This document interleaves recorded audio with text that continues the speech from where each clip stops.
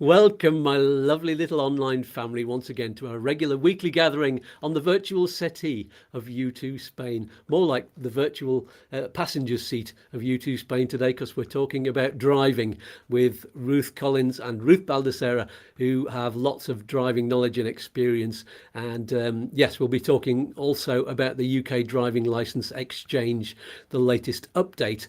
And we always have something extra exciting for you at the end of our time together, so stick around for that. If you've slept in and you're watching the recording of the show afterwards anytime, then you can find the time codes and chapter headings for each of the answers you need in the video description below. But no, watch the whole chat. Come on, gather round. It's time for our little tune. Let's dance.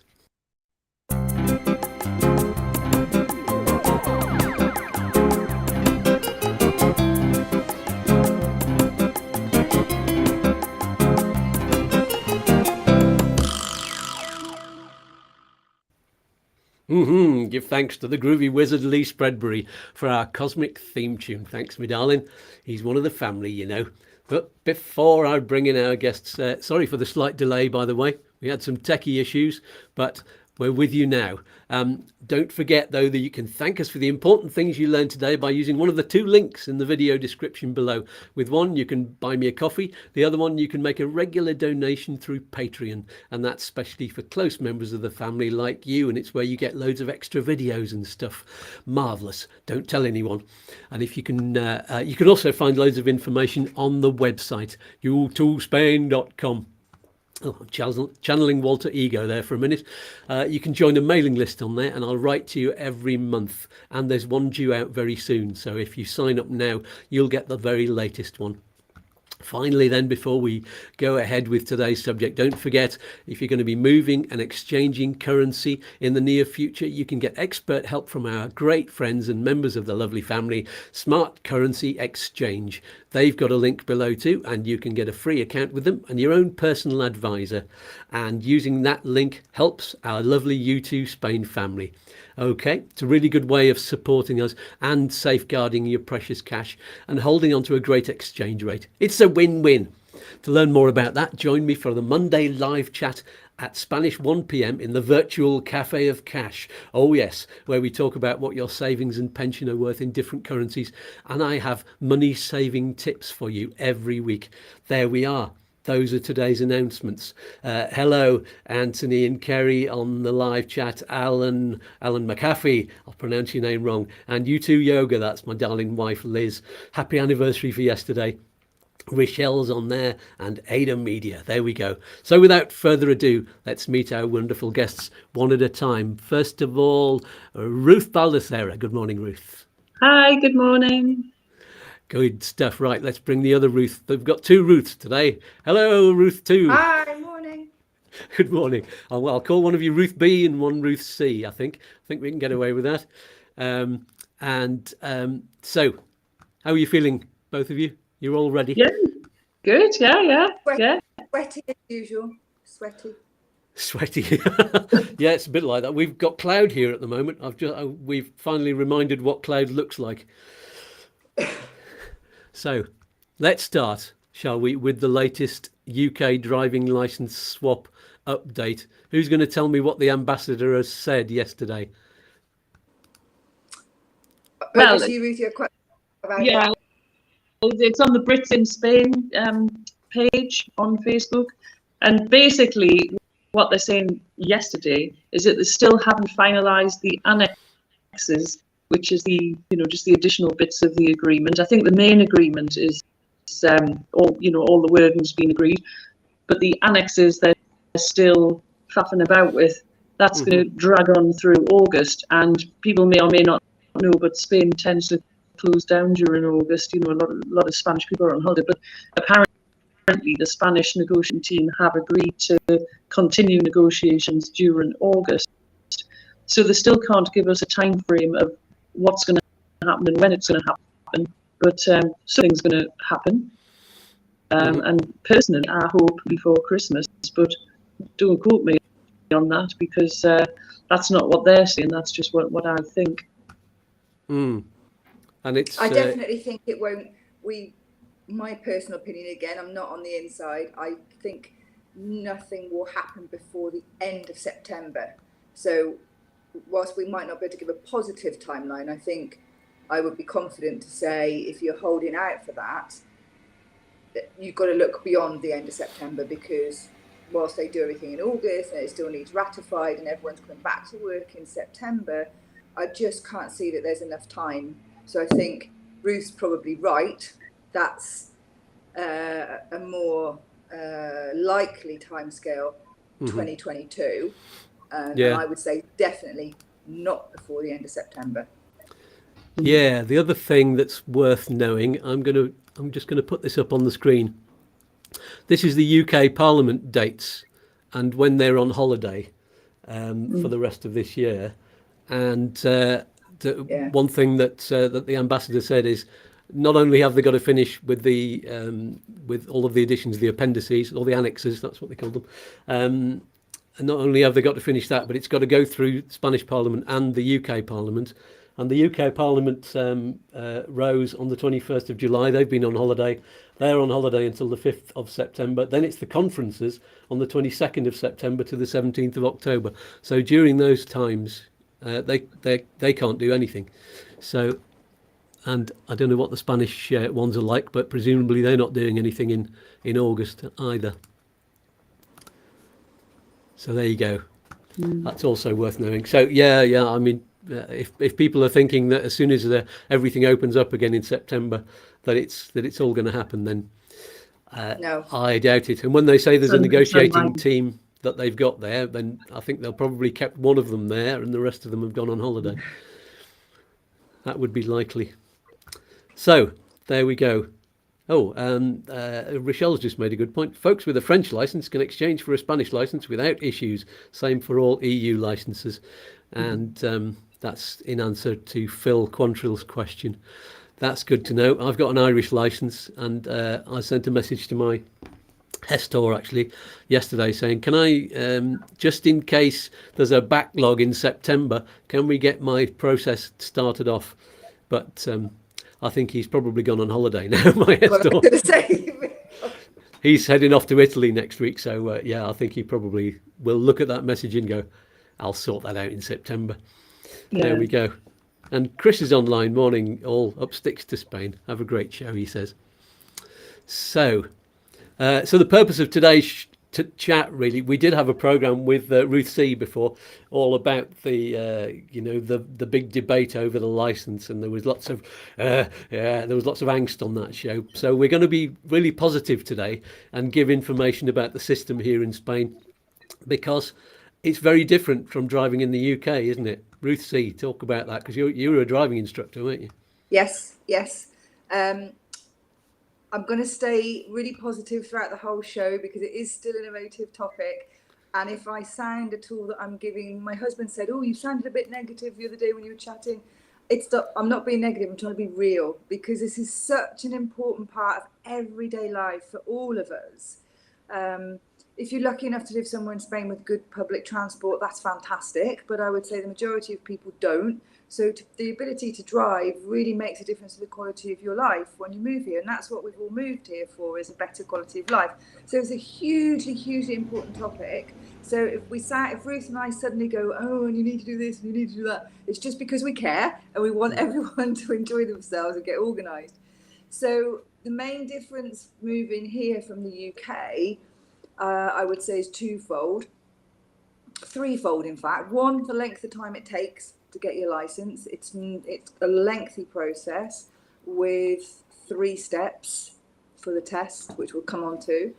The theory is a lot more involved than the UK theory exam, and the practical depends on numbers of things. I think where you live, what examiner you get, pretty much like the UK. Some examiners are more friendly than others.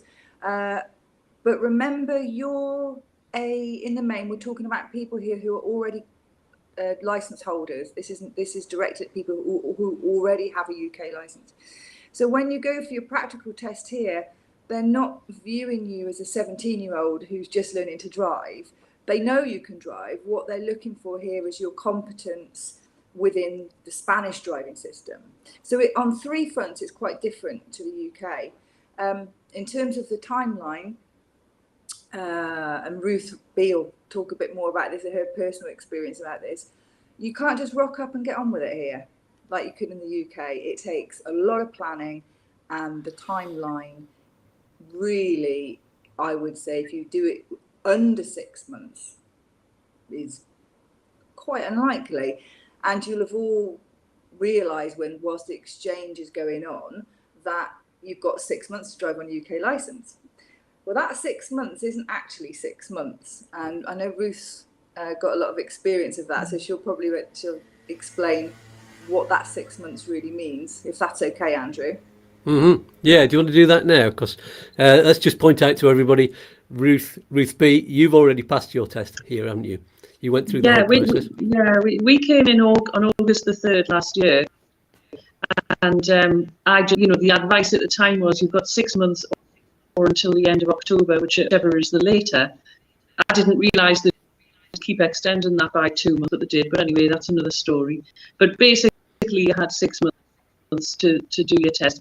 What threw a lot of people was a big sign on the government website saying, in the background, though, we are negotiating a deal to let people swap without the need to do a practical test. And I think that's a bit people clung on to. But I personally just didn't trust the situation. I just thought, no, I'm going to do it. I want to be a better driver. I want to know the Spanish route. I'm going to do it. I was an advanced driver in the UK, and I thought, oh, this will be easy. I'll just rock up and do the test. Anyway, arrived on August the 3rd, went to a driving school, and they said, we can't register you until you've got your TIE card. So we didn't get the appointment for a TIE card until the beginning of September. We didn't get the actual TIE card until the beginning of October. So we lost 2 months right at the beginning of the process. So 6 months was now 4 months. So at the beginning of October, registered with the driving school, and they said, oh, you've got to do the online tests. We don't test. You've got to prove to us that you're knowledgeable enough, So I did hundreds of online tests, and you have to get like a good pass. It's 27 out of 30 before they will put you in for the theory test. I got put in for it December the 15th, I think it was, and I passed first time. If you don't pass first time, you've obviously got to resit it, and that takes time to get another exam appointment, if you know what I mean. And then, of course, we had Christmas where everything shut down for 3 weeks. So you more or less lost a month there. But never mind, undeterred, I ploughed on with practical lessons during that time, and I was lucky to have an instructor who would work, even on Christmas Eve I was having lessons. And I had 5 lessons, which takes time to organise and arrange, and, suitable appointment times and all of that. Anyway, I managed to get put in for my practical test on January the 15th, and I passed first time. By then, the government was saying you've got till months from the date of your residency till the end of February. So I was, I timed it well. I still had 6 weeks to play with. If I'd failed, I still had time to reorganise and redo the practical. I was one of the lucky ones. I came, hit the ground running, managed to get appointments, managed to get the dates, managed to pass both tests first time. But if I'd failed, like I say, there was a week it would have gone beyond the end of February. Then at the end of February, they said you've got until the end of April. And this is the problem. You have a dynamic situation that keeps moving. They keep moving the goalposts. So it's difficult when you're talking about it because it depends what the situation was at that time that you're talking about, if you know what I mean.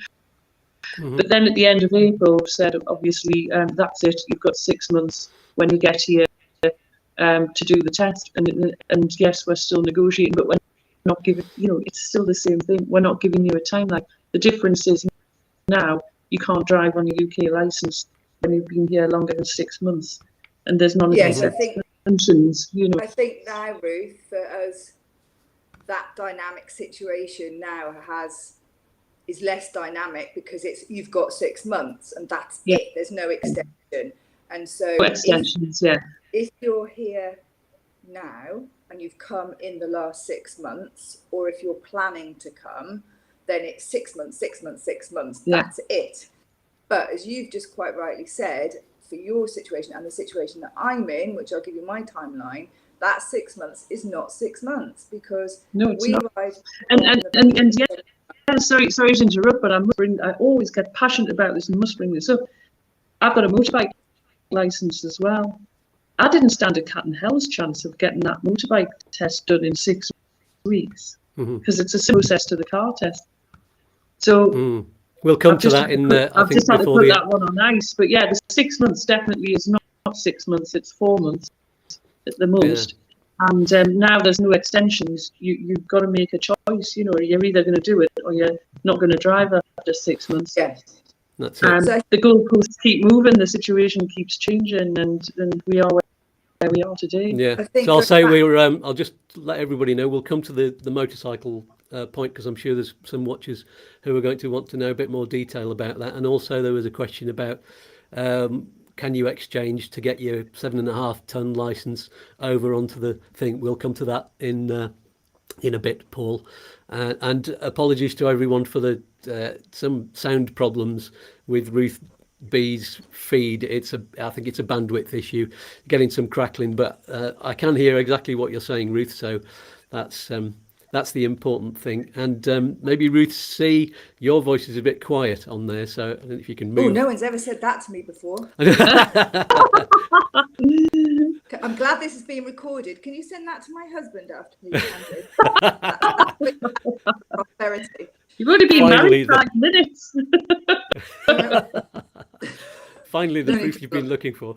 Lovely. Okay, so Ruth C, tell us about yours, because you haven't actually got through to your test yet, have you? No. So this is, again, the only reason I want to tell this story is so people, it highlights for people about this 6 months.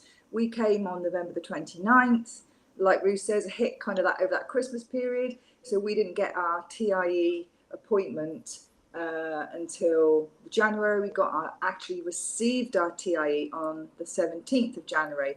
So that was the whole of December, most of January. Then when you go to your driving school, and this goes back to your original question, Andrew, about what's the differences. When you join a driving school in the UK, in the UK, you can take your mum, dad, brother, sister, whoever, anyone over the age of 21 or who has held a license for more than 3 years can teach you to drive. You don't actually have to be a professional driving instructor to teach someone to drive in the UK. You can take your test in any car that you want to in the UK, provided it's insured, MOT'd and roadworthy. In Spain, you can only take lessons with a professional driving instructor in a driving school. You can only take your test in an autoescuela car, in a driving school car. You can only be put in for the practical test by a driving school. So you have that extra consideration that you have to find a driving school that you're happy to join with. They will charge you a joining fee, which they call a matricula, which is around €100, €120. So we haven't even gotten onto the bit about the cost yet. We're still talking about the timeline. So you find your driving school, you join them. Like Ruth said, they may choose to teach you themselves the theory, or you can do that online. I'm sure Andrew will put a link in later for a really good online study aid called practicatest.com. Mm-hmm. So you either then have to study at home or go to their classes. So you're already in the hands of someone else for that kind of timeline, because the school will dictate when they can fit you into their schedule. Again, the big difference in the UK to Spain is you will double up on your driving lessons. So once you've had your medical, which is quite simple, but you've got to go for your medical, you've got to get that first. Mm-hmm. That lasts 90 days, and then you take your theory once you've got your medical. So there's another timeline issue in there. Once you start your theory, and you take your theory exam, you have to pass that before you take your lessons. Our school wouldn't let you in the car until you passed your theory. In England, you can take practical lessons without passing your theory. You can do it side by side. But here it's a linear process. It's medical, it's theory, it's practical. So you will double up on your lessons. You will go with somebody else you don't know. And the way that makes it easier for the instructor. They get 2 for the price of 1. Also, in Spain, you consider some of the distances people live. It's easier to pick one person up while you're on a lesson it saves the instructor driving miles. So you might be in a car with somebody you don't know, and that in itself is a little bit stressful, because then you're driving not only in front of your instructor, but potentially somebody else sat in the back watching you.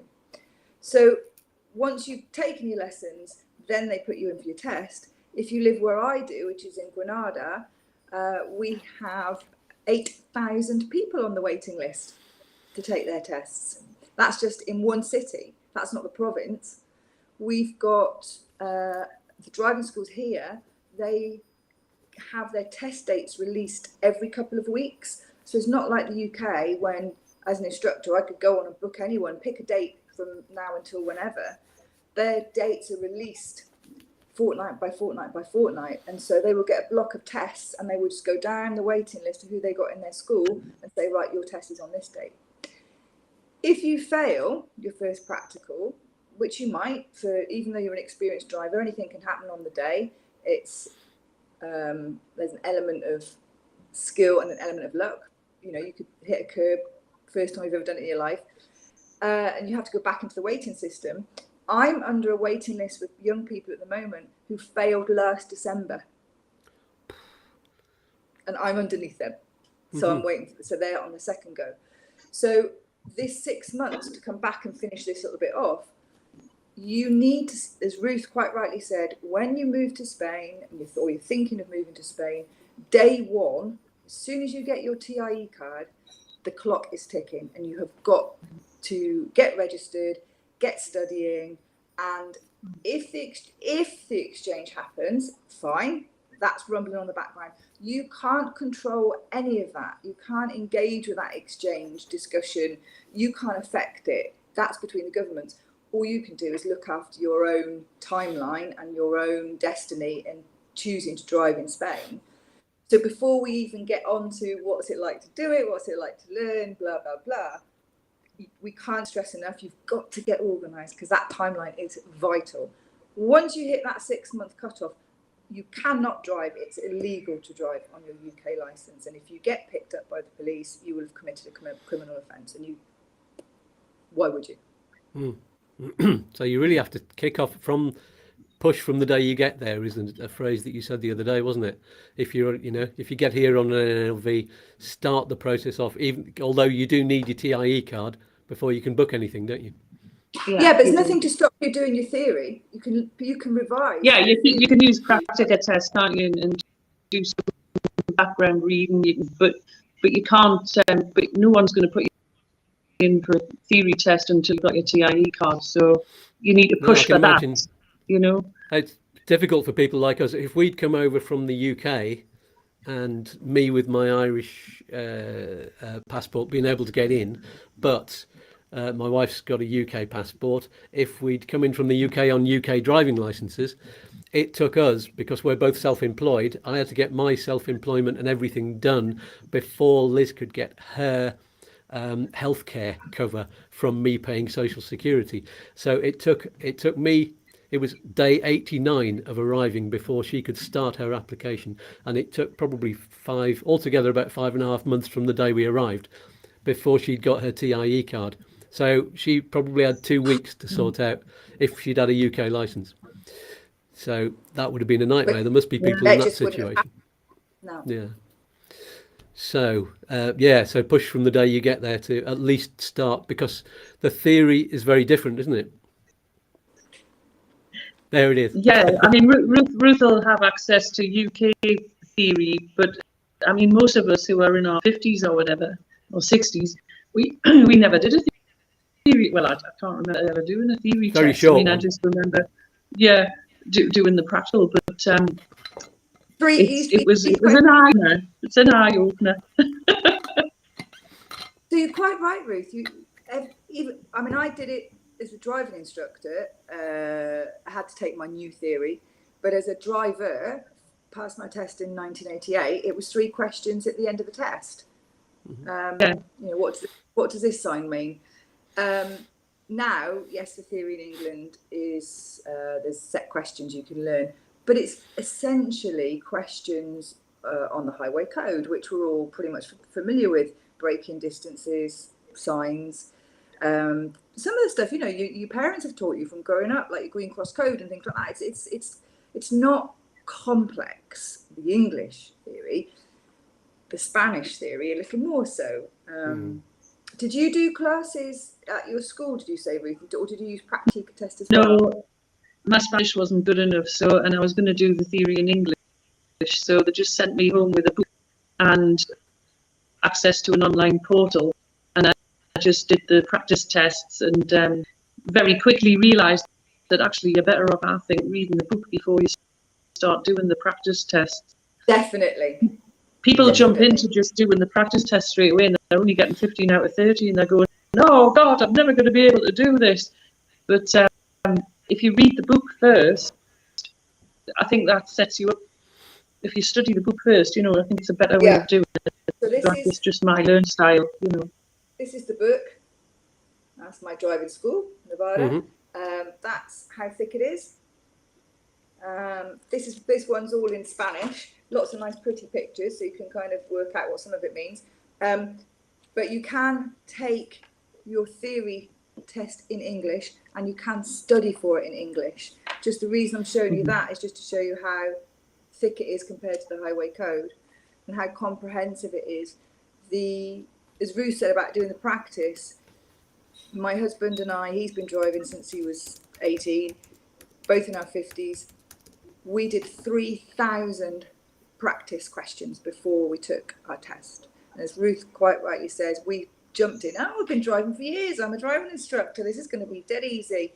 Started doing the tests. And quite right. I was getting 10s out of 30. Yeah. I'm like, what? Yeah. I used to do this for a living. What's going on? Because the Spanish theory is not just about the Green Cross Code and traffic lights. It's all about EU drug law. It's about tear weights of tractors. It's about what loads you can carry, what signage you need to have on HGVs. In England, or the UK, sorry, you wouldn't need to know that. In Spain, you do. That's their theory. So you have to read, once you read the manual, and you're like, oh, I didn't know that. Oh, I didn't know that. Read the manual in English, then you start doing the tests, and then you start to get familiar and similar questions come round. But Ruth will tell you this as well, the way they phrase the questions, because it is translated, so although you can sit it in English, it's translated, and as we all know, languages don't always translate exactly. So you get some interesting questions, don't you, Ruth, and interesting translations of I mean, I tell you what, it's just a very, very true. In my actual exam, the one question I got wrong, which I'm really upset about, the question was how many mirrors must a moped have? How many is it? One on the left, one on the right, or one on either side. Now, I just couldn't think. How must? What do they mean by, literally the must, because sometimes, when you're looking at legal documents, there's must, there's shall, there's will, there's all these different. How many mirrors must a moped have? And I said 2 because I was thinking when they come out of the factory, they've probably got 2 on. But it was wrong. It only, by law, it needs to have one on the left-hand side or whatever. Yeah. Yeah, I would have guessed 2. I guessed 2 and I got it wrong. And then I looked at my book when I got home and I've got that one wrong, But that's a tricky one, isn't it? Because I started thinking how they come out the factory, they're probably built with one on either side, but that's not the point. It's how legally, how many mirrors must a moped have? I don't know. It's just... And quite often, if you do a lot of the questions... Hola. That's John coming in, everybody. So hello, John. Hello, John. Don't get this on Good Morning Britain, dear. Some of the questions are phrased. You might. It's all, by the way, it's all multiple choice. So that's really good. Some places you take it on a computer, and some places it's still paper and pen. But it is multiple choice. Yeah. And it might. It's like all. If you remember exams from all our school days, it's like all multiple choice. There's one it absolutely can't be, and there's probably 2 that it could be, and you have to read the question really carefully and think about it to make sure that you're going to get the right answer, but also think about the translation and how it reads. And then it's only 30 questions, you get 30 minutes. And I would say if you've practiced sufficiently, you've got time to answer the questions probably in about 12 to 15 minutes. And you've got 15 minutes to go over them and review it. So you've got plenty of time. There's no need to panic. But I would say you do the test, review all your answers, review them all again, and use your 30 minutes. I found it quite odd, again, differences between Spain and England. We were in a massive classroom. We everybody else was like, I don't know, 16, 17, and we walked in, they were like, oh, what are they doing here? They're in the wrong place. They should be in the old people's queue for something. Yeah. And we're like, oh God, what do they think? You know, what everyone's looking at us.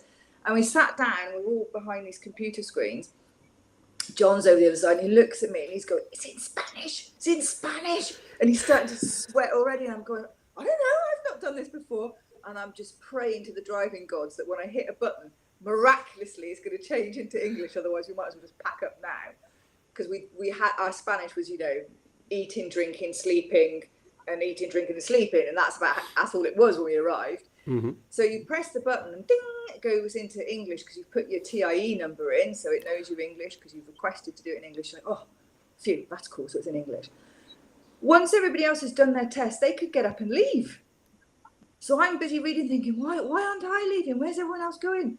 And it's bizarre. And they just got up and were walking about and leaving, and you don't know whether to put your hand up or what to do. So I just sat there, and then the woman said, oh, you know, had I completa? And then she ushered me out. And so we got ushered out separately. That was it. And then the most exciting bit, I think, is you have to wait 24 hours to know whether you've passed or failed. And so it's just, that's an extra added tension that you think that will be automatic, wouldn't you? If you do it on a Friday, you've got to wait until Monday or Tuesday. Yeah. You'd think with it being on a computer and multiple choice, it would just go instantly. They know whether you've passed or failed, don't you? But no. I know, but no, they like to make you wait. So you've got another 24. They're usually posted by 5 p.m. the following day, and it tells you whether you've passed or failed. It doesn't tell you which ones you got wrong. It's just a pass or a fail. Something as well, talking about going back to the medical that I've just thought about, which is different to England. When your medical, probably depending on where you live, could be conducted in Spanish. Your eyesight test, your colour test, and your hand-eye coordination. And I didn't know enough Spanish at the time to say I wear glasses. And it was in the winter, and we had terrible calima in the winter where we live, and it was awful. And so I hadn't worn my glasses down to the technical test because I could see to walk around without them. And he's pointed across the other side of the room to these shapes. Is it this way? Is it that way? What does this look? Couldn't even see the board. Couldn't even see it. Let alone know. And I was trying to guess. And I thought, I don't know how to tell him I need to put my glasses on. And I don't know about you, Ruth and Andrew, but you moved to Spain, you're frightened of your own shadow, aren't you? You're frightened to do anything wrong. And so it's not like in England, you go, hold on a minute, I'll just put these on. Way, I know what I'm doing now.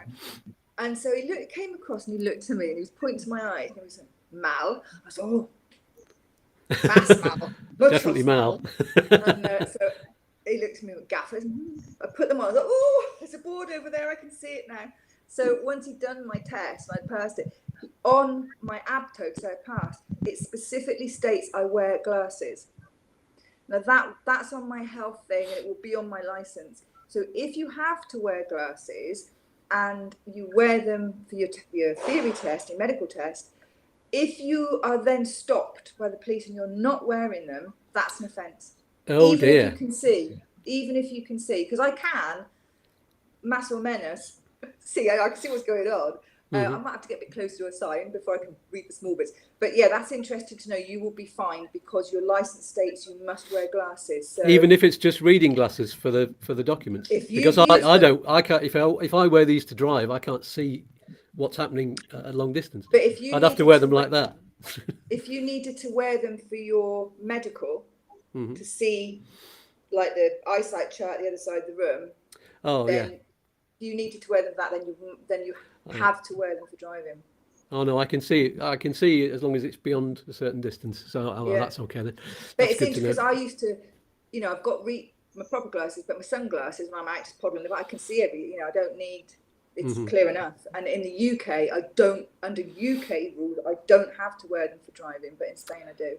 Can I just ask about the book that you showed there? Liz Coleman was asking, is the book available on the DGT website or at the driving school? Where do you get them from? At the driving school.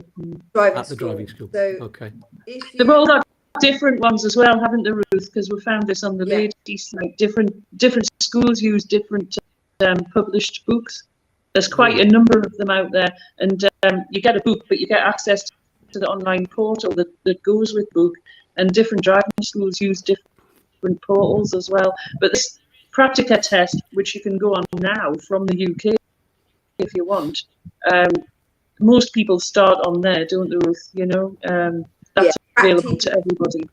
It's available to everyone. It's really good. It's really well translated. It's really well laid out. It's really easy to use. You don't need to be technically minded to use it. It's when we did it, it was €36 for 3 months license to use. But you own, so if you're husband and wife, wife, whatever relationships you've got, if you're doing it together, you only need one license. Only one of you needs to pay, and then you can all use it. So you have like one license per household, put it that way. And 3 months was. It's a good place to start, isn't it? Yeah. Yeah. Shall we answer some more of the questions on the live chat? Yeah. This is a good idea. We've got Jason. Hello, Jason. It's a kind of two-parter. If he comes in on the NLV and lives in Spain for over 6 months and doesn't pursue the Spanish test on arrival for the first 6 months, then can he go for the Spanish license later after the right to drive has lapsed? Yes. Yes. Yeah, you can go for it any time, really, is the answer to that. But of course, you won't be able to drive. You can only drive the driving instructors. So you're 6 months, yeah. So you won't be able to practice anymore, and you won't be able to possibly not get to the driving license centre if it's correct, because it might not be in your town, you know. So that answers that one. Ian Fleming says if they allow the exchange of licenses as per Embassy's current discussions, then we won't have to do the test, will we? That's correct. That is correct. The interesting thing is, let's get on to that previous question about what gets transferred on your license, because I think this is really odd, because when I transfer my Irish license, it's more or less like for like, except for possible HGVs. There's more or less a decent group of things that gets transferred like for like. I think that's right, isn't it? But if you pass the test, then it's only a car. That's all you get. So isn't it better just for people to wait so that they can get like for like? What's the point of taking the test if they're going to lose absolutely everything? So Ruth B, maybe you should answer that, because you're a biker. So. Yeah, if I had waited, I came here in August 21, and at the time they were saying you have 6 months or until the end of October. At the end of October, they said you've got till the end of December, and so it went on to the end of April. But as it happens, we're now in July, August. If I hadn't done the test, I would have been illegal now. Because at the end of April, they said, that's it, if you've been here more than 6 months, you cannot drive. And by the end of April, I would have been here I've been here 8 months. So if I hadn't done that test in January and passed it, I wouldn't be allowed to drive now. So that's the point of doing the test. It's all about timing and your circumstances and working. The problem you've got is you don't know when these negotiations are going to finish and when it'll happen. They've been negotiating for months and months and months, and nobody knows, and even they don't seem to know when are we going to be allowed to exchange. I mean, he said in June he was hoping to have the agreement done by the end of July. We're now at the end of July, and he's saying, it's going to go on through August. Ruth and I both kind of think, it's probably going to be Christmas, but we don't know. So you're in this quandary all the time of, do I do the test or do I wait for the exchange? That's you've done both, Ruth, haven't you? Because you've got your Permiso B, which is what your car license is called in Spain, Permiso B. So you've got that. You're now a Spanish license holder for cars and cars only. But for your bikes, you haven't taken the bike test and you're waiting for hoping to wait for the exchange for that one, aren't you, rather than go through the bike test? So you're doing both, aren't you? Because now you can drive a car, you can get around, and the bikes is a lifestyle choice, which is very frustrating not to be able to do it. But on your your UK driving license, your bikes and everything was on one license, wasn't it? Yes. I mean, I sent you a photo, didn't I, of my 2 licenses to see the difference. I had 10 classes. I've not got it on screen. I had 10 classes on my UK license. I've only got 1 on my Spanish one. And, you know, if I want to ride a motorbike now, technically I should do the motorbike test here. But the reason we're not doing it is, apart from the cost, is because they treat you as, they take it back to 17 years old or whatever. If we do the motorbike test here, it only gives us the right to drive up to a 35 kilowatt output motorbike for 2 years. And then we'll have to do another test to get back on the Triumph or the Harley Davidson or whatever that we've been riding for 35 years. So for us, for the motorbike, it's probably cheaper and quicker in the long run to wait for the exchange, if that makes sense. Because if we take a test now, we shoot ourselves in the foot, because we demote ourselves onto these little bikes for 2 years, because the Spanish license takes precedence over the English license. Jason was just saying he's hoping that that if he waits long enough, then an exchange will be possible. And I guess loads of people are thinking that way. But the consideration has to be, we talked about this, about NLV, moving to Spain. This, you know, everyone's dream, when you think about moving to Spain, I want this better life, I want a better quality of life. And you start to look into it and you go, okay, what's the non-lucrative visa, which the majority of us are on, because we're not, most of us aren't self-employed, and most of us don't have a golden visa, etc. So if we just talk about the NLV, that checklist, you start to get your head around of the, got to have healthcare, got to have sufficient funds to support us, got to be able to fund the visa itself, the £516, whatever it is, all of those checklists. Nobody has got driving on that checklist, and that's what Ruth and I are saying to people now. The driving issue is as important as healthcare, the funds that you need, because if you don't live in a town with good public transport links, you will become very isolated if you can't drive. Not just, you know, not even just for recreational purposes. How do you get to doctors if you need it? How do you get to the supermarket? How do you get to the pharmacy? You know, life things that you need that are really important to give you a quality of life. You're moving to Spain to have a better quality of life. If you don't factor in this driving issue, your quality of life is likely to be lesser than it was in England. You're just going to be sat somewhere warm. It's so important. And if you want to wait for that exchange, fine. And like in Ruth's case with the bikes, it makes absolute sense to wait. But Ruth could get about because she's got a car license. If you're going to wait to exchange on a car license, have you thought about how you're going to practically live day to day? If you're looking about moving to Spain now and you're watching Andrew's amazing shows thinking, right, I'm going to get all this information and yeah, we're going to go for it, put driving on your list. Where am I going to live? Am I prepared to take a test again? Could I do that? Do I want to do it? It costs, I think, don't know what yours cost, Ruth, but I think for both John and I, round about 600, 700 euros from end to end of the process. So have you got that money? Do you want to spend it on driving lessons? Because you have to. It's a personal choice. If you don't want to do the test, absolutely fine. But after 6 months, you need to know how you're going to get around. I've got a friend who bought a house in Madina. Is that how you say it? Down near Malaga. And she's bought this house. It's the next street back from the beach. You know, right in the middle of everything. Very expensive, lovely, blah, blah, blah. And she said, oh, I'm not going to drive. You know, I'm on a bus route. I've got the shops. I'm not going to bother. I'm not doing that silly test. You know, I'm just going to live here and it'll all be fine.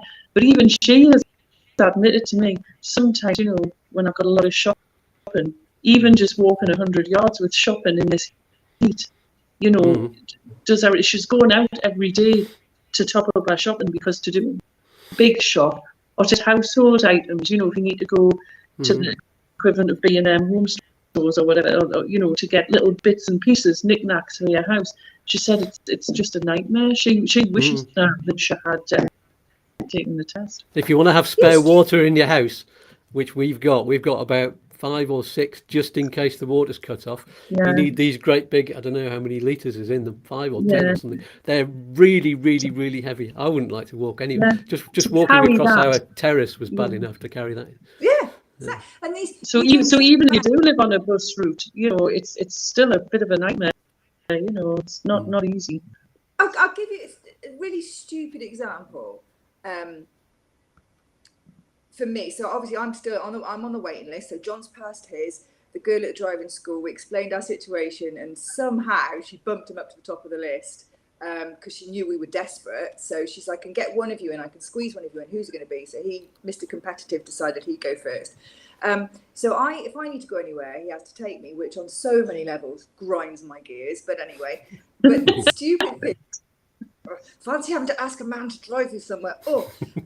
So we're doing our terrace at the moment. We've done the house, and we're going to do the gardening. Go to the garden centre. What are you going to do if you haven't got a car? Buy your pots and go on the bus with your 3 bags of compost and your wisteria tree. So I know that's like people are going to be rolling their eyes going, what's she on about now, garden centres? But that's how you live your life. You want to put around in your garden. You want to go and get a new picture or something, or you've seen something, you know, in the charity shop, you think, that looked great, that, you know, in the garden, or that looked great in the hall. I can't do it. I can't get on the bus. It's like I live in the campo, and everybody says, well, you just get everything off Amazon, don't you? The Amazon drivers out here where I live take everything to the petrol station. They don't come to your house, no matter how hard you try. Even if you've got Amazon Prime, they're not interested. They are not coming to find your house. Sorry, love, I've got a million deliveries. I'm not coming. I'll drop you at the petrol station. The petrol station's about 1.5 miles from here. So that'd be awful. Let's get on to some of these questions on here. Well, before they go past us, we have Annie Podmore. Is there a specific website to go to do the practice theory test whilst still in the UK, as there seem to be quite a few? I would use Practica test. www.practica, Practica test.com. There we go. And I will put the link in afterwards once I've finished the show. That's great. So that is a good one. A lot of people have said that. Here's a non-lucrative visa question. Interesting. Do we need money in the bank and passive income for the NLV, or just money in the bank? You can either have one or the other, or a combination of both. Have a look at our film. It's like an epic movie. Now, have a look at that video called Money and the Non-Lucrative Visa, which I did with Chris from Upsticks about 3 months ago. So have a look at that, and that gives you all of the details. We discussed it, and lots of people asked questions on the show about it as well. So Barbara says, can we exchange a UK driving licence that was previously Spanish? My cousin has lived here for 17 years, and her husband has worked here, then gone back to the UK to work for a couple of years, then come back to Spain, and he has done this. He came 17 years ago, swapped for a Spanish license. When he went back to the UK, he swapped it back to a UK license, and then when he came from the UK back to here, he swapped it back to a Spanish license. But that was before Brexit. I'm not sure. Now, if anybody's got a UK license, then they have to follow the same rules for everybody else that's got a UK license. So it doesn't matter if you're a Spanish citizen, Irish citizen, anything else. Citizenship's a totally it's different. The license. Yeah. I know somebody here who is Colombian, and Colombia have the agreement where they can swap with Spain, but he lived in the UK for a few years before he came here, and he got a UK license. So now he's having to do the test. There you go. And here we go, another question. Can you drive a car in the UK with a Spanish driving licence? I know it's illegal to drive a car on Spanish plates on a UK licence. If you're a Yeah, you Spanish can go- resident and you're going to the UK on holiday, you're a tourist, aren't you? You might class the UK as your home, but if you're a Spanish resident and you go UK for a couple of weeks, you're a tourist, so you would use your Spanish license just But like if a you tourist move, would. And if you there, move, Well, and give up then your you're residency here. so you yeah, mean? if you live in the UK and you have a Spanish driving license, you will need to change that to a UK You need to license change it, if you yeah. get or take your test. yeah. Is it the same 6 months over there? Do you know that? Yeah. I believe You've so. got- Yeah, it used to be pre-Brexit. It used to be a year. So I don't know what it is post-Brexit, but if you went on the gov.uk site, it would tell you. Okay. Rochelle is saying if you, this is important, if your driving licence was originally Spanish, it should be possible to change it back. So without taking the test and without the agreement. That's interesting. There we Wasn't go. there? I'm sure I read somewhere about some Spanish nurses that had, done their test here or whatever, gone to the UK to work, to get work experience or whatever, swapped to a UK license, and are they having problems? I'm sure somewhere they were having some If problems you've got a getting UK their license, license back. yeah, if you've got a I'm UK not sure. license, as far as I'm aware. Sorry, Rochelle, if you can find the link that tells us differently, but if you've got a UK license, as far as I'm aware, it's a UK license, regardless of what it used to be. That's interesting. I Yeah, haven't if you seen can. it. So Rochelle, yeah, if you can find the find- link, send it to me and I'll put it underneath the video, and that'll clarify that. But that's a very interesting point. I have seen somebody else say that on a Facebook group as well. That if it's originally Spanish, I don't know where it was. The Spanish entitlement will still show up at the DGT, says Rochelle. Okay, so it's on their system. There you go. Let's answer a question off social media. We've not got to any of these yet. This is an interesting one from Darren Oldham. Where's that one gone? He's got an old paper license. He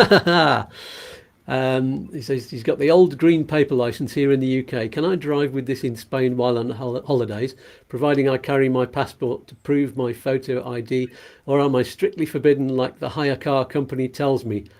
So I have to pay extra to put my wife on the hire as she has a new style credit card driving license. Many thanks. It's an interesting one, isn't it? Who on earth has still got a paper driving license? But obviously Darren has. No I idea. mean, legally you can drive, Darren. You can drive in Spain on that license because it's a legal license. But if the car hire companies say they won't accept it for their purposes of hire, then that's their business rules. So if that's the rules they're saying, you have to follow them. But if you had a hire company who didn't say that, then yes, you can drive on your paper license. But they're just enforcing their own administrative rules on you rather than the Spanish legal driving rules, if that makes sense. Yes. The interesting thing, though, I actually asked Chris from Upsticks the same question, and he says as long as it's valid, as far as he's aware, yes, then it's fine. But do people still have these things? Well, obviously Darren has, and but he says goodness knows really what a 30-year-old Spanish policeman would actually make of it, because they probably wouldn't have seen one in their life. And he says, why would you bother, even if it's legal? As we've seen recently, the interpretation of cops can be different. Sort it out, and if you plan to go abroad, get a photo card, because that's easier to do than face a fine from a policeman in Spain. Also, remember that if driving with just a paper license and you get stopped without your passport on you, then that's real trouble. At least with a photo card, albeit you should have your passport anyway on you, then you might get away with it because it is a photo ID. So that is a good point. And actually, I was going to come on to the international driving permit in a bit, but I'll just say that it's a similar thing to the car hire companies saying you must have an international driving permit, which actually you don't have to have, but it's that's their rules, and if their rules say that, doesn't matter what the UK government and the Spanish government say. If their rules say it, then yeah, you've got to get one. So yeah, we'll come back to that in a minute when we're talking about that. Anything else to say about paper licenses? Probably not. So we'll get on to the next question, which is about, I don't know if anybody's going to have the answer to this one. It's about part exchanging cars to Spanish ones. Claire Ogden says, any clue how to part ex UK cars to Spanish ones without a hefty tax? Or in fact, the best way about buying over here in general? Thanks. Who'd like to have a go at that one? I've never tried to do it myself. We came here with an English car and sold it, and then I just went to a garage and bought a brand new Spanish car. So I've never tried to do it myself. We were just talking before the show, weren't we, about that's the first time we met online, was you told me about you were going to do the same as we did, which was buy a cheap car and come over here on that. And we sold our cheap car after we'd bought a Spanish one. We'd sold it on Facebook Marketplace really quickly, actually. It was get dog was my problem. I wanted the dog to travel with me, so us too. Yeah. So I bought an old Volvo estate and drove it here and had a laugh at the ferry because there was 3 of them on the ferry, and then sold it to some people who were moving back to the UK. So it is possible. I wouldn't think part X is easy, but definitely selling it is possible. But I wouldn't think, and no garage I would think would be interested in a UK car. But like you say, with people moving back to the UK, could be interested. In terms of buying over here, be prepared that the Spanish second-hand car market isn't like the UK one. It's exorbitant, really expensive. We were, I think the phrase, financially embarrassed when we went into a garage with the money we had to buy one, and they were just looking at us like, you crazy. We went, we've got €3,000. And he went, well, for what? What do you want for that? He said, do you want to get to the end of the road? Is that your ambition? Or were you thinking? He said, seriously, we were crestfallen. We came out and we went, well, that's all we've got in the budget. You know, the NLV budget that's like, what do you say, Ruth? How do you make a small fortune in Spain? How do you make a big one in there? Yeah. How do you make a small fortune in Spain? Come here with a big one. Yeah.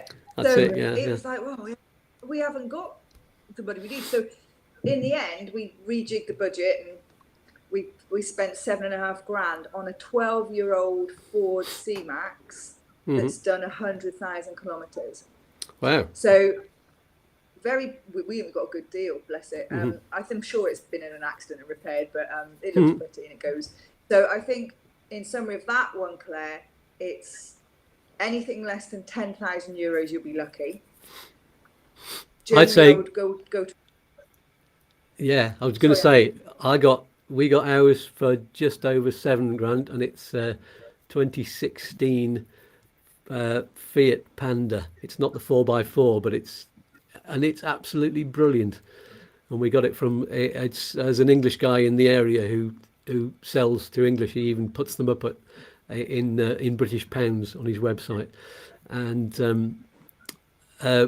I've never had a better car than that, but that is unusual, like you say. But we moved over from Ireland. Cars in Ireland are a very similar price to Spain, and car tax is a lot higher than in Spain. So we weren't financially embarrassed because we'd planned that on our budget. So yeah, but it's worth knowing now that all our watchers know. Then you can make sure you've got enough when you get over there. Put it on your budget. But I would say there may be garages who part X, but only ones who've got English people who've got in touch with them and said, "Can you see if there are any English cars coming in?" Because there is this continuous crossover. There are people leaving, there are people coming, and that's one way of doing it. But I think most garages will say no. And also, when I asked the guy that we bought the Spanish car off, what should we do with our old car? He says, well, the law has just been changed on the amount that you get for scrapping a car. It used to be, a few hundred, 300 or 400, but now it's only 100. So if you take it to the scrapyard, it's kind of a standard fee that they give you. So you're going to lose more money by scrapping a car now. Yeah, so that's what happened to us. Oh, we've got Chris giving some advice on here. Let me just take off that screen share. Chris says he's travelled back in the hired car for 22 years as a Spanish resident, tourists in the UK first with paper Spanish, now with my card licence, and never had a problem hiring cars yet, he says with a wink. Yeah, I've heard of people having a problem now with not having an international driving permit. Yeah, but that's just been coming up recently, I think, because I think some hire car companies, I can't even get the words out today, hire car companies have been putting it in their rules recently. Yeah. There you go. Shall we talk about the international driving permit? Because there's been a furore on social media. There were some British tourists who got fined recently for not carrying the international driving permit. And I'm making a film. I've actually made the video but not put it together yet. It's coming out on Wednesday next week, telling you what the international driving permit is, and it's just a permit. You still need your UK licence, and if your UK licence isn't valid, then the international driving permit isn't valid. It's something that only costs about £5 from the post office in the UK, and it lasts for 3 years, and you don't actually need it. So N332, that wonderful Facebook group, which is run by Spanish police. It's not an official Spanish police site, but it's run by a bunch of very, very helpful Spanish police in English. And they've just published this post which says that you don't actually need to carry one, because as part of the Geneva Convention or the Vienna Convention, it's okay for third country nationals to still just use their own licence. Yeah, and they're helping people to find the forms so that they can appeal any fines that there have been. And I think they're going to pass the message on to, I think it was people in the Malaga area who were fined. So their police have just been out there going, right, UK tourists, they can't drive on that anymore. So they've just been spot fining them. So yeah, have you heard about that? No, I agree with everything you say, Andrew, about the international driving permit. It's only valid with a license, so I think it's a hangover from years ago when people used to have one. But as you say, it's so cheap. Why not get one if you're as a tourist, if your license is valid? I haven't heard anyone who's had any issues with that where we are. Yeah, and it was designed really so that they could. So that the police in the country that you're travelling to could translate it, and so that they can recognise your licence. Now that's fine if you're born in Japan and your licence is written in funny little squiggly characters that Spanish people aren't going to understand. So it translates it for the Spanish policeman to be able to understand. But this Geneva Convention that happened in 2006, I think it was, which was signed by the UK at the time, being in the UK, it made all licenses in the European Union exactly the same format. And all of the classes of vehicle, it made them the same, and it put a photograph on there and the signature on there. And if you look on your UK driving licence, even the newer ones, most of them have still got the EU bit with the UK, with the British flag in there as well. So it still kind of counts. It's the only part of the EU that's hung on in there, I think. So that's useful to know. But I would say to anybody who's going out there as a tourist, especially if you're hiring a car, you just go to the post office and get one. There you go. Anything else to add to that? No. No response. Yeah, let's see if there's any more questions in there. And somebody saying, I went for a temp job in the UK and they would expect my Spanish, or was that accept my Spanish driving licence? That's interesting to know. Oh yes, Barbara says, this is interesting. You definitely need to tell the post office that it's for Spain. This is very true. And let's see. Frank says, I've had my paper licence since 1978. I've always been to Spain, hired cars, no problem ever. You might find it's changed recently. And Alan says, I wonder if some people are getting the international driving permit and the form from DVLA in UK to qualify your driving license. Yeah, I think some people have been under the impression that the international driving permit is instead of your license, and you're covered, but no. There we go. Anything else from Alan McAfee? Some off-terminal car hire companies require it. Yeah, I think it's some of the big ones at the airports who are doing that. Yeah. Frank Fernandez again says, I went last week. There you go. Did they do it? Did they let you? Yeah, oh yeah, sorry, he's the one with the paper license, and he's had no problem. Okay, well that's good. Anything else we've not said? Anything else to add? I think I've covered all of the questions from social media and everything on the chat. Anybody who wants to ask another question on the chat, do it now. There's a 20-second delay, so we'll just round up Andrew, here. There's one thing we didn't cover off about language and doing your test, because the practical test is conducted in Spanish. So that, when we've talked about the desire to take your test, that needs to be factored in. So we focused on the theory, which can be done in English, but the practical test will only ever be conducted in Spanish. So you need to be prepared to learn basic Spanish to pass. And it is basic, you know, you're not required to hold a conversation with the examiner, you're just required to understand instructions. Some tests, depending on where you are, they may ask you questions about what they call under the bonnet, show and tell. So where do you fill the oil? Where do you fill your washer bottle? Some may say to you, can you put your front headlights on? So there's that level of Spanish that you need to consider, as well as take the next left, take the next right at the roundabout, take the fourth exit, go left at the traffic lights. So there's 2 Facebook pages that we could sign people to. There's a lady who's driving in Spain. If you like a bit of a lively conversation in your life, head over to that one. That will keep you entertained for a few hours, won't it, Ruth? If you want to enter some debates about various things. That page is predominantly for women, because women, the genders between male and female, they do learn differently, they take in information differently. So it's set up to make it more attractive to women to ask questions. We also have a men driving in Spain page, which is for men to feel comfortable to ask questions about learning to drive, because again, men learn differently and want to know different things. On both of those pages, we've posted typical Spanish phrases that you'd need to learn to take your practical test. So that's useful to read. Also, because we're really old school in our family, I made these little flashcards that we learnt.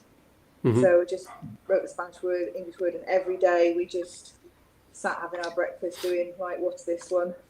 What's this one? So, you know, you need to know things like rear view mirror. So that is a consideration.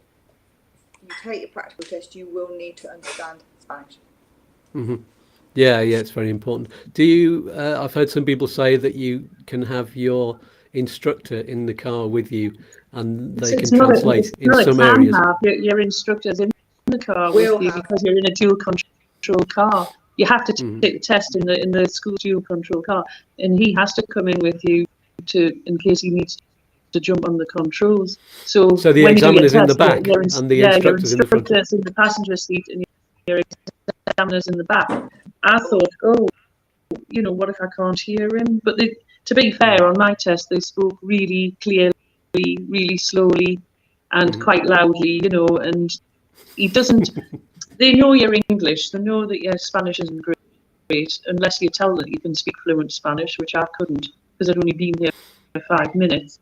But they don't put a lot of words around what they're trying to tell you. If they want you to turn right, for example, they will just say, gira a la derecha. And you hear the word derecha, and you know that means right. Because izquierda is left, derecha is right. And you just learn to pick out that word, so you know, oh yes, get the indicator on, turn right. They don't waffly, gira a la derecha, waffly. They don't do that. They just go gira a la derecha, you know to turn right. Yeah. That's good to know. Steve Knowles says, what happens if driving through France to Spain on the international driving permit? First of all, you need your UK license. As we said before, you can't just have the international driving permit. But if you're driving through France to Spain, then you're a tourist to start with, aren't you? If you're coming on the NLV, for example, you might get your passport stamped when you arrive in Spain, but you know you're still counted as kind of as a tourist as you're going through France.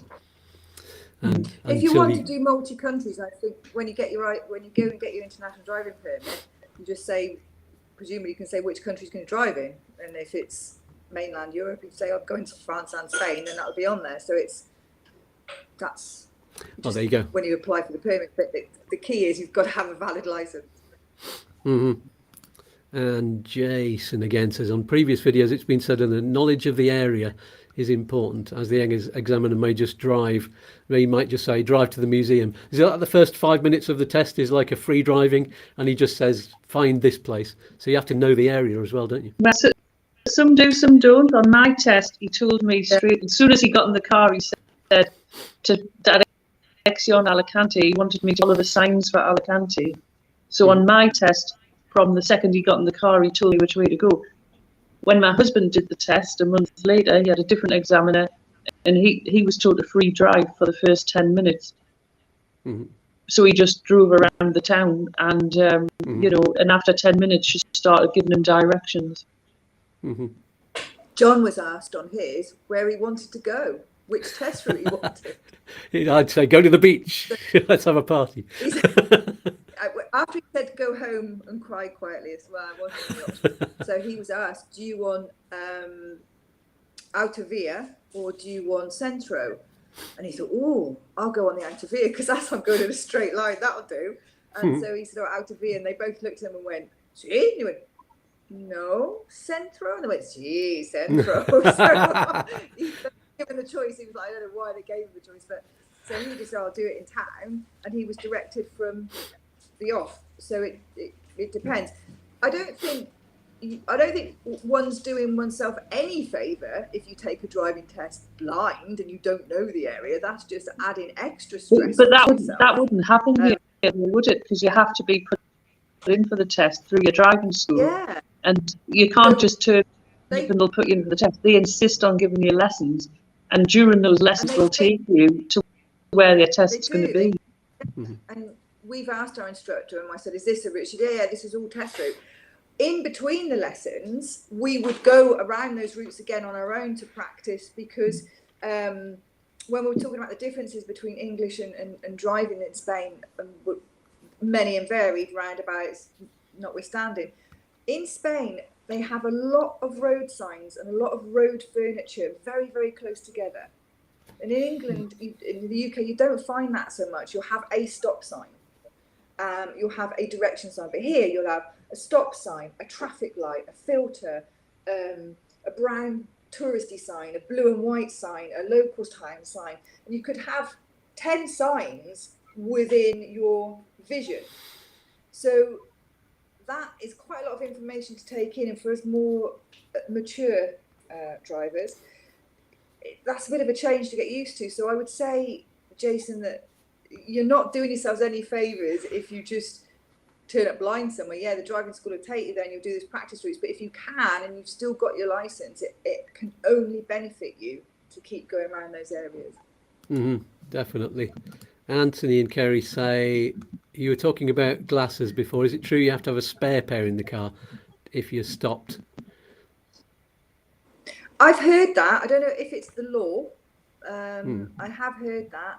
But if you think about it logically, if I have to have my glasses to drive and they snap or I smash them and I haven't got them and I'm stopped, then yeah, I'm driving illegally. So logic tells you. Yeah. Yeah. Okay. So we've run out of questions. That's been a wonderful show. I'm going to say, I'm going to tell everybody what's happening next week in a moment, but I think we'll just round it up there. You've been absolutely wonderful guests. It's been a fantastic chat. Thank you so much. Thank you for having Thank you us. for having us. It's an absolute pleasure. I'm sure we'll have you on again, and we'll sort out the sound problems before then, I'm sure. And so everybody give Ruth and Ruth, B and C a big virtual hug and bye, and thank you for being marvellous. And we'll wave them both goodbye. And thank you so much. Bye, bye, bye, bye, bye. There we go. So excellent. What a lovely chat. Aren't they marvellous? Next week on our cosy, lovely family settee, we'll be chatting with our favourite friend Chris from Upsticks and answering all of your residency questions. And we'll be telling you what happens next after you've got your visa. That's the main point. But of course, as usual, Chris can answer any questions about visas and residency or anything to do with Spain. He likes answering questions. So if I don't see you in the virtual Cafe of Cash on Monday, I'll see you next Saturday at our regular time of 9 o'clock if you're in the UK or Ireland, or 10 o'clock if you're in Spain already. And my lovely wife says hi. Once again, don't forget to join her for her free virtual yoga and meditation classes on the YouTube channel YouTooYoga. And that is down below. So, and it's all for, especially for beginners. So if you've never done yoga before, that's the place to start. She's lovely. And that is all for this week. Thank you, everybody on the live chat. Thank you, Sue Lane. Yes, it was a very good show. Thank you, Jason. Thank you, Anthony and Kerry. Good to see you on there again. Thank you, Alan. Thank you, Paul, and everybody else who's been in here with us. Let's somebody do the dishes and put the kettle on and put that blow-up giraffe down. Honestly, I can't take you lot anywhere. Right, let's head into the virtual Spanish pool. It's getting hot out here. It's been cloudy this morning, but I think the sun's coming out now. And it's about time. It's about time to get wet. Peace and love, everybody. Oh, I know. Let's have one little dance before we go, shall we? Here goes.